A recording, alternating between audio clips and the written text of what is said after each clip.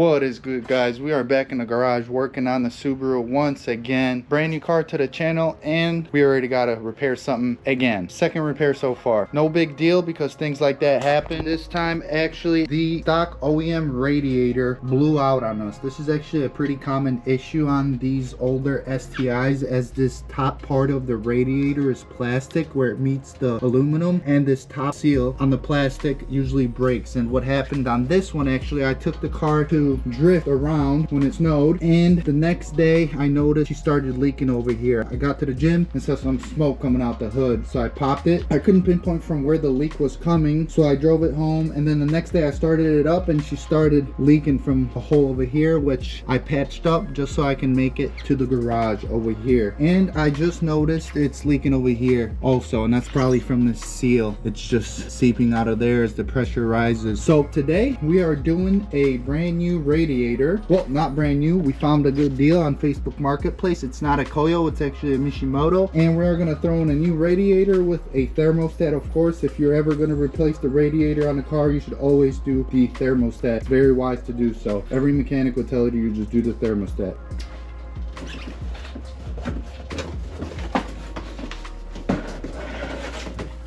Oh yeah, we got the goodies over here. Mishimoto makes some good quality parts when it comes to radiator and cooling system. You can't go wrong with going with Mishimoto. So first thing what we're going to do is jack the car up, and I'll show you guys exactly what you need to do to remove the radiator and to replace the thermostat. All right, we got the car up on the jacks. We are ready to begin working. Now we're going to remove the undercarriage splash shield.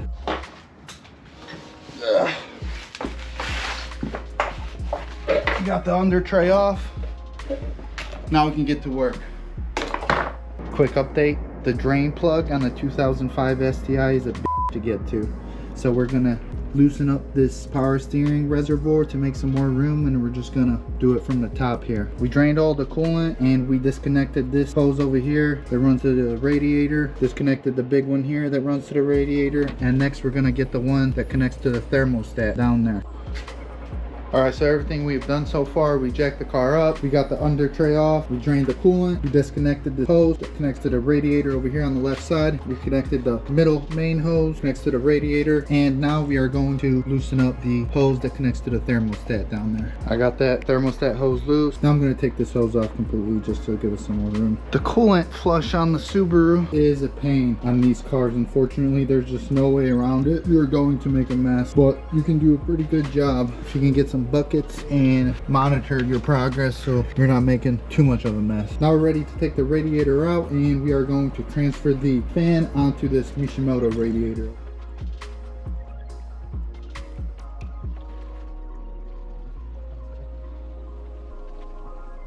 I don't want to get coolant on any of the sensors. I still have this hose attached on the bottom over here. It's a little tough to get out.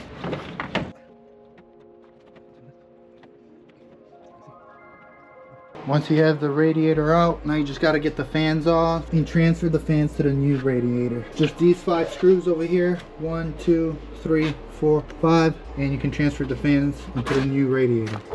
As with any car project, there's a boo-boo. This screw over here that holds the radiator over here got stripped. Yep, it broke off. So now we're on a mission to get that rest of that screw out. We are back working on the car. It's a new day. We had to stop yesterday because we have to fix this bolt that broke off on us. It's the radiator mounting bolt. We already replaced the thermostat. It's just 2 bolts down there. And when you're installing the thermostat, just make sure you have the bleeder valve facing towards the top. So essentially noon position, 12 o'clock position. You just put it in there and put the housing back on, and that's it. Now we're fixing this bolt over here, and we're just gonna make a hole right in the middle of it, and then we're gonna use the screw extractor to get it out. Well, we put everything together, but unfortunately this motherfucker is leaky. Rip. Oh man, shit sucks. It wasn't leaking at first, and then it started leaking over here. Looks like the radiator is bad. It's hard to see, but it's leaking right there from the top. I think this radiator core is bad. So we gotta fucking drain this shit and take it out right now. Oh man, this sucks. Radiator is out again.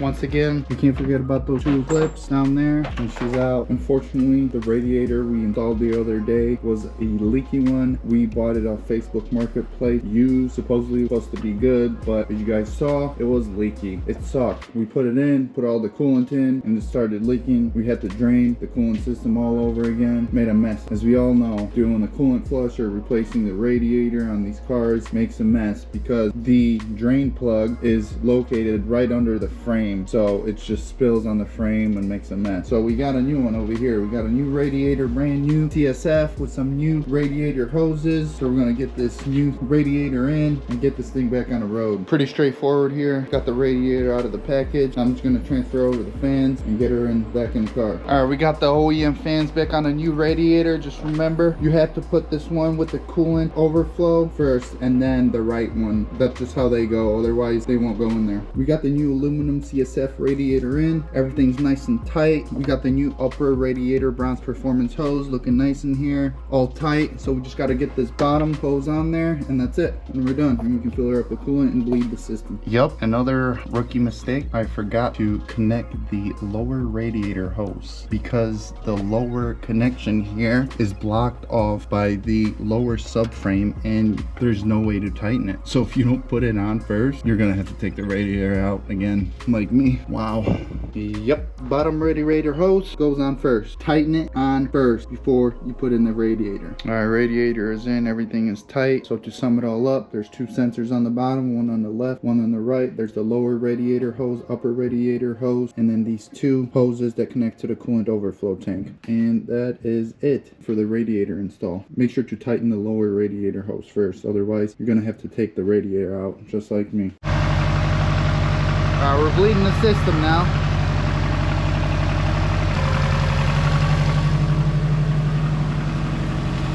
Got the Evo over here looking nice.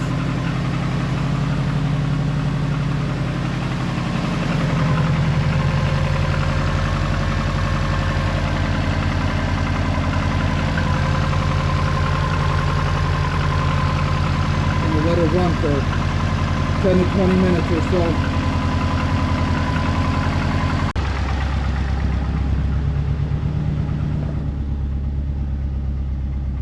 It's almost fully warm. It's getting there.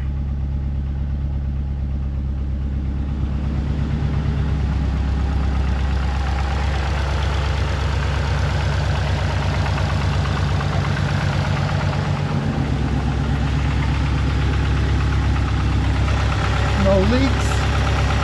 Everything is good.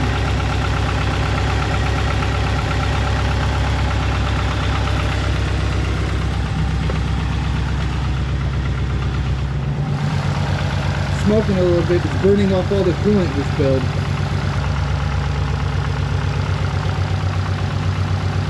This thing really comes in handy when you're bleeding the coolant system. Alright, the coolant system is bled. The fan went through a couple of cycles, so that is perfect. And that's going to be a wrap. No leaks, car's off the jacks. Everything is beautiful.